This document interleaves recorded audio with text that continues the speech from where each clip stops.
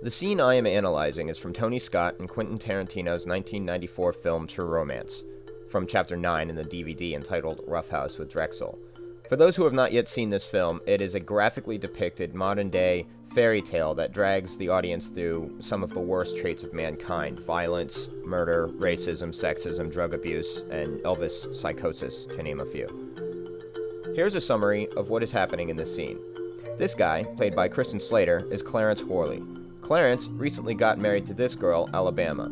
Alabama was a call girl that was ordered by Clarence's boss, Lance, for Clarence's birthday, unbeknownst to Clarence.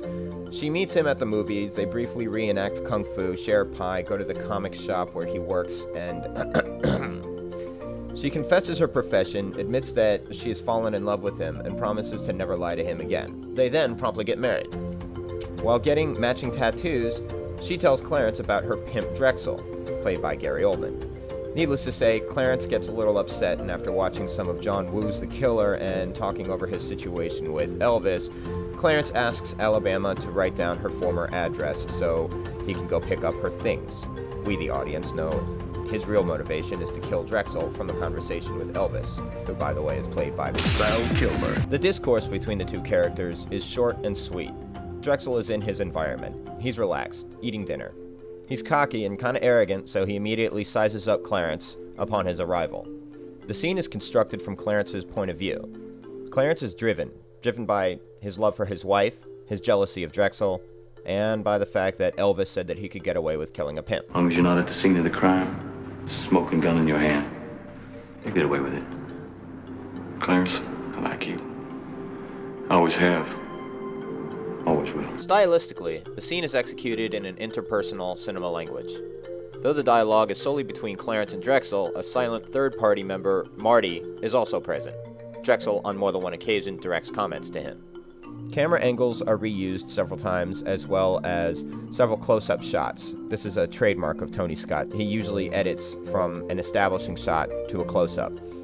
These shots reveal a zoom lens was used because while the subject is in focus, the background is not, which forces the viewer to focus on the character without being distracted by the character's environment. The scene is established with a dolly shot tracking Clarence from the front door to where Drexel is seated. This also shows the audience where the characters are in relation to each other in space. Scott used a pushing in technique to establish Drexel, first starting out with a wide establishing shot and then push into half shot, and then finally the close-up. The majority of the shots are masked by the edits cutting on action. There are 47 edits in this 3-minute and 20-second scene. The fast pacing promotes anxiety, and the use of the close-up shots enhances the emotion of the scene. The lighting is exaggerated. It's dark. There's a deep red hue that brings out the brightness of the television next to Clarence and the hanging light over the table Drexel is eating at. This light is used as a tool to express dominance between the two characters, and that adds a dynamic characteristic to the scene. Drexel tauntingly swings the light towards Clarence when he goes on a rant about how he has an edge over Clarence because he's already sized him up in the first few moments of their meeting. He goes on about how Clarence could have sat down, eaten dinner, and watched TV, which would have given Drexel a different impression and make him think twice about confronting him. When he finishes, Clarence stops the light, which dramatically changes the audience's attention from Drexel to him and implies that he is in control of the situation, not Drexel. He then swings the light back at Drexel, who first playfully dodges it once and then again without looking. He then abruptly stops it while Clarence describes how Drexel has misinterpreted the situation. He then drops an envelope on the table using only a quick insert and explains how Alabama is not coming back, and the envelope's contents are all he's giving Drexel as compensation.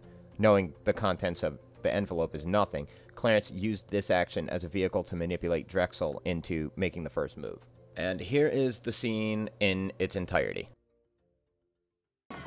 Venus, the bull is taken, the feast in you is awakened. What you doing? Don't wait for it. He was asking about Alabama. Where the fuck is that bitch? She's with me. Who the fuck are you? I'm her husband. Yeah. Well, that makes us practically related. You have a seat, boy. You have your sofa egg roll. We got everything here from a little eye Joe to damn if I know. No thanks.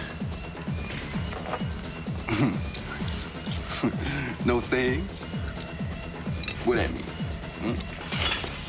I think you're too scared to be eaten.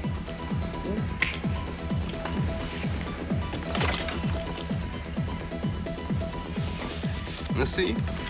We're sitting down here, ready to negotiate. You've already given up your shit. I'm still a mystery to you. But I know exactly where your white ass is coming from.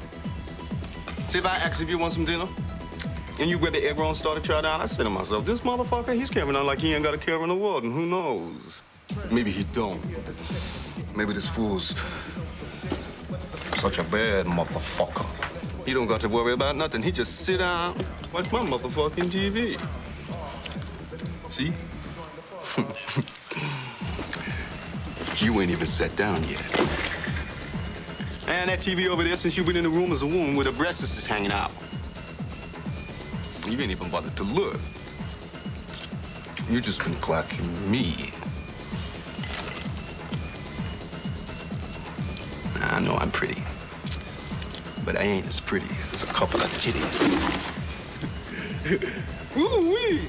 This shall be fierce.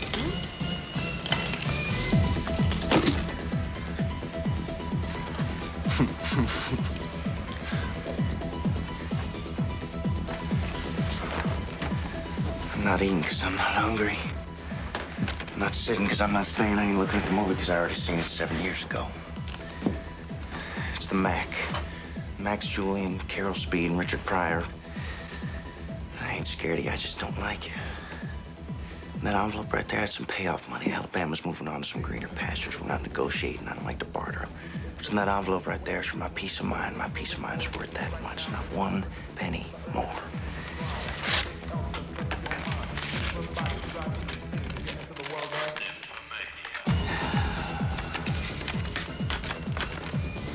See you.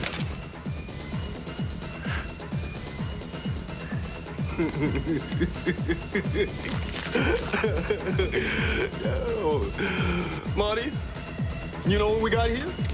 Motherfucking Charlie Bronson. Mr. Majestic. Look at here, Charlie. None of this bullshit is necessary. I don't got no hold over Alabama. I'm just trying to lend a girl a helping hand. And that is a quick breakdown of how one may interpret a scene from a love story by Tony Scott.